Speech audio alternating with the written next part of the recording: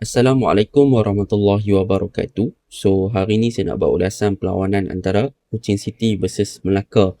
Yang mana Kuching City berjaya untuk menang 3-1 sekaligus merapatkan jurang untuk menempatkan diri ke peringkat Asia untuk season hadapan lah. Dan untuk game ni, mereka berjaya untuk menggunakan Jerome Atame yang berjaya untuk menjaringkan hat-trick sekaligus menunjukkan yang mereka ada seorang striker yang reliable selain dari Ronald Ngahwanja dan juga Gabriel Nistelrooy. Jadi ini adalah satu pencapaian yang baik untuk Kuching City pada season kali ini sebab mereka telah menunjukkan satu result yang positif dalam saingan tempatan dengan squad depth yang berkualiti, pemain-pemain yang jadi first 11 pun berkualiti, dengan coach ideal yang mantap, tactical yang sering berubah-ubah, tetapi output atau result yang mereka berjaya dapatkan telah membuktikan yang Kuching City ni bukanlah satu pasukan yang biasa-biasa. Sebaliknya mereka sekarang dah jadi satu pasukan yang boleh untuk dikatakan sebagai satu pasukan besar yang bersaing dalam saingan Liga Bola Sepak Malaysia lah. Baik, tanpa membuang masa, mari kita masuk ke dalam ulasan perlawanan. Yang mana saya akan mulakan dengan Kuching City lah untuk game ni. Apa perkara yang saya suka dan apa perkara yang kita boleh highlightkan atau ketengahkan untuk game ni. Baik, untuk game ni kalau kita lihat Kuching City mereka menggunakan back 4 iaitu James Okoswa bergandingan dengan Rodney Kelvin di bahagian bawah dan mereka letak Scott Woods di bahagian kiri dan di bahagian kanan mereka meletakkan adalah Arif Farhan. Apa yang saya suka tentang back 4 pasukan Kuching City pada perlawanan ni adalah bagaimana peranan dari Arif Farhan. Nampaknya Arif Farhan untuk season ni dia berjaya untuk revamp lah selepas beliau keluar pada Kedah ke Penang dan akhirnya ke Kuching City. Beliau telah mendapatkan kepercayaan daripada coach Aidil untuk menurunkan beliau. Jadi untuk Arif Farhan bagi game ni kalau kita lihat dalam fasa build up phase apa yang dilakukan oleh pasukan Kuching City, mereka banyak play from the back iaitu mereka bermain dalam fasa build up yang pertama adalah memulakan bola daripada bahagian bawah lah. Dan untuk Arif Farhan game ni dia banyak inverted masuk ke half space, bermaksud dia banyak menjadi inverted fullback lah dan dia banyak untuk covering on the half space dalam fasa pasukan Kuching City dalam untuk melakukan build up. Dan dalam masa yang sama saya suka tentang Arif Farhan ni, dia adalah seorang player yang versatile dan dari segi timing dia tahu bila mana dia perlu berada di kawasan half space dan bila mana dia perlu untuk naik melakukan overlap untuk membantu Ramadan Saifullah di bahagian kanan. So dengan ada back 4 di belakang yang solid yang bergandingan dengan Arif Farhan ni, kita boleh nampak yang beliau mampu untuk memberi satu covering defending yang bagus di bahagian belakang dan dalam masa yang sama dia juga menjadi support ke bahagian serangan dengan efektif. Dan dari segi tactical twist, bila mana di second half kita boleh nampak pertukaran demi pertukaran berlaku yang dilakukan oleh Kuching City. Arif Farhan diletakkan di bahagian kiri sewaktu first half dia main kanan, di second half dia main kat bahagian kiri. Dekat situ kita boleh nampak yang penggunaan Arif Farhan ni boleh diguna pakai untuk kedua-dua bahagian. So benda tu positif lah bila mana backline pasukan Kuching City diguna pakai apabila pemain-pemain mereka ni versatile dan boleh bermain di dalam beberapa posisi yang lain. Dan untuk centre back pun kita tengok untuk game ni apa yang dilakukan oleh coach Aidil adalah sangat menarik. Sebab apa? Sebab dia berlaku pertukaran di bahagian tengah. Untuk bahagian tengah game ni pasukan Kuching City cuba untuk overload dan juga menggunakan dua midfield yang focusing more offensive ataupun more to attacking iaitu Daniel Amir dan juga Petrus Chitembi. Yang mana Petrus Chitembi untuk game ni dia banyak covering on the half space kanan dan juga on the right side lah, manakala Daniel Amir lebih fokus on central dan juga left half space.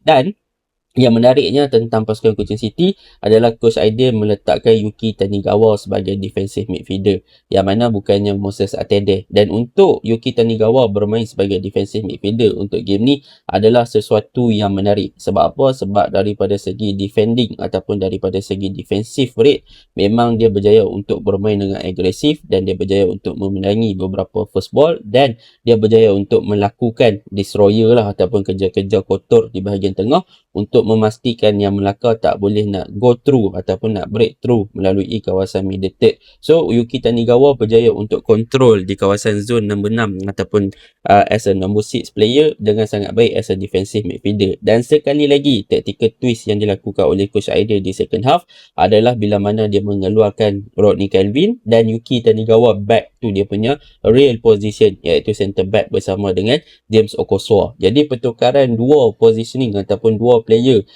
Yuki Tanigawa main DMF di second half, dia main centre back, dan Arif Farhan main right back, second half main left back. Itu adalah satu tactical twist ataupun menunjukkan yang mana Coach Aidil mempercayai pemain-pemain dia mempunyai kelebihan dan juga ability untuk bermain di beberapa posisi, dan dalam masa yang sama para pemain yang bermain di beberapa posisi ini berjaya untuk membuktikan yang mereka mampu menggalaskan tugas tersebut sekiranya mereka diletakkan di mana-mana posisi pun. Itu yang saya suka lah, yang pertama tentang Cochin City. Yang kedua, kalau kita lihat untuk game ni, apa yang kita boleh nampak, Cochin City sebenarnya mereka dah tak terlalu rely on Rodney Ngah Wanja. Sebab apa? Sebab kalau kita back to the beberapa game yang lepas ataupun beberapa game yang di awal season, masuk tengah season dan sebagainya, sebelum Jerome Etame masuk ke dalam skuad pasukan Cochin City ni, gandingan Rodney Ngah Wanja dan juga Gabriel Nistroy yang menjadi kunci utama kepada pasukan Cochin City, dan mereka lebih banyak implement dengan penggunaan back 5 dan mereka lebih banyak implement dengan penggunaan wingback untuk naik ke atas dan melakukan crosses mencari target man lah, iaitu Rodney Ngah Wanja. Jadi that kind of gameplay boleh dikatakan pasukan Malaysia banyak dah boleh cope dengan that kind of tactical. Tetapi bila mana masuk Etame dan sebagainya, mereka fine dengan ada perubahan taktikal daripada back 5 kepada back 4, 4-5-1, 4-3-3 dan sebagainya. Itu yang memberikan kelainan kepada Cochin City. Dan semalam, apa yang boleh saya katakan, Etame waktu first half kalau korang tengok, dia lebih kepada left wing ataupun bermain di bahagian kiri, dan mereka meletakkan Rodney Ngah Wanja as a focal point ataupun lebih kepada striker. Which is bagi saya, bila Etame main kat bahagian kiri, dia tak beberapa dangerous ataupun tak ada attacking threat yang berbahaya ke arah gawang pasukan Melaka lah, melainkan gol yang pertama yang mereka dapatkan adalah melalui situasi set pieces. Tetapi bahayanya Etame ni apabila dia berada more to centralized area dan juga dia ada dalam kawasan yang berhampiran kotak penalti ataupun berada dalam kotak penalti.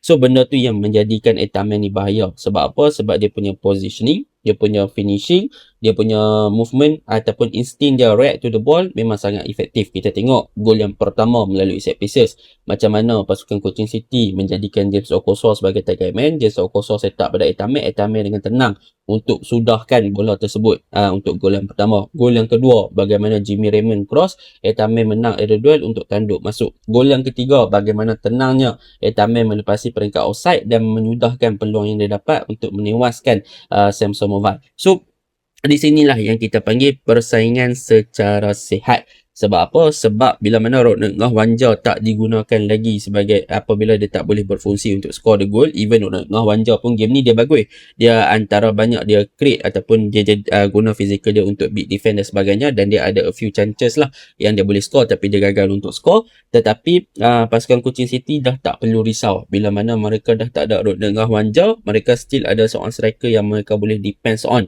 iaitu Etame. Dan kalau mereka tak ada Etame untuk score the goal, mereka ada Nistroy. So that was a good quality squad kat situ. Mereka ada striker yang boleh buat everything, dan in term of physical wise solid, in term of link up play solid, in term of hold up play solid, finishing wise pun solid. So apa lagi yang Cochin City nak? Mereka boleh rotate dan mereka boleh untuk orang kata apa, bereksperimen bagaimana mereka nak suit every gameplay dengan player-player serangan yang mereka ada. Even mereka ada Jordan Mintah. Itu yang saya suka yang kedua. Yang ketiga, kalau kita lihat untuk game ni, Ramadan 10 antara player yang menyelah dengan Petrus Chitembi, combination play yang berjaya untuk buat masuk. Dan saya sebenarnya patut bagi pujian kepada Jimmy Raymond juga.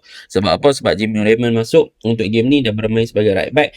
Dia berjaya untuk create satu assist, which is Arif Farhan yang macam saya cakap tadi, that is kind of tactical tweak. Yang mana Arif Farhan lebih pada inverted. Dia tahu bila dia nak kena dan more to defensif, dan juga banyak untuk menggerakkan bola ke bahagian tengah. Tetapi kemasukan squad Jimmy Raymond ni lebih kepada ofensif dan lebih kepada orang kata overlap, dan kemasukan Jimmy Raymond dia ada segi kualiti, dia punya crossing memang superb, dia boleh cari kepala striker yang ada dalam kotak penalti dan benda tu memang efektif. Dan semalam Gabriel Nistelrooy, saya suka Gabriel Nistelrooy main sebab apa? Sebab Gabriel Nistelrooy main untuk game semalam, bagi saya that is a kind of gameplay yang jarang kita nampak, sebab selalunya dia bermain dengan agak near to the defense ataupun near to the striker.